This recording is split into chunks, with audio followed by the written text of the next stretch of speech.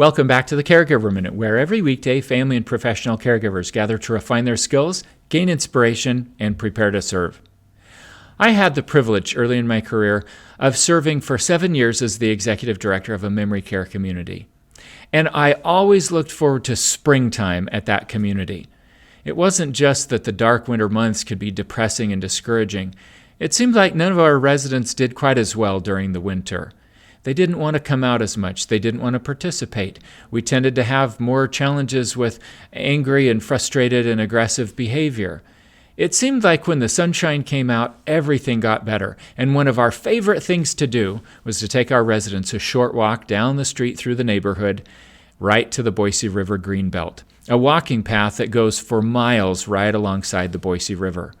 It's a beautiful area with tall trees and lots of birds and fish in the river that occasionally jump and smiling people that walk past and say hello.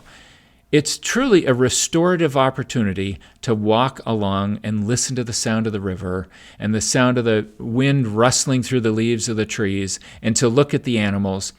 And it worked wonders for our residents. It seemed to be so restorative to them. During the time I was working in this community, some interesting research emerged that demonstrated just how restorative nature can be for us. In 2012, some researchers took a large group of college-age men and divided them in half. One half of the group spent 2 nights in the forest, and the other half of the group spent 2 nights in a city. Now, prior to going into the forest or the city, they did some blood work, and they looked at inflammatory markers and stress chemistry, and they didn't notice any significant difference between the groups. But after just 2 nights, the men who were in the forest had significantly lower levels of inflammatory markers like tumor necrosis factor alpha and interleukin-6. And their cortisol level, their stress hormone level, had significantly dropped. That was an incredible finding, and it pointed to the idea that regular time spent in nature just might help us not only live a better quality of life, but maybe even a longer life by calming down the inflammatory response. Another 2012 study showed a different way that time in nature might be really helpful to us. A group of 56 men and women were tested on their ability to solve problems creatively, and then they were taken on a 4-day hike in the mountains. At the end of the hike, they were tested again on creative problem solving, and there was a full 50% increase in their scores on average. Isn't that amazing?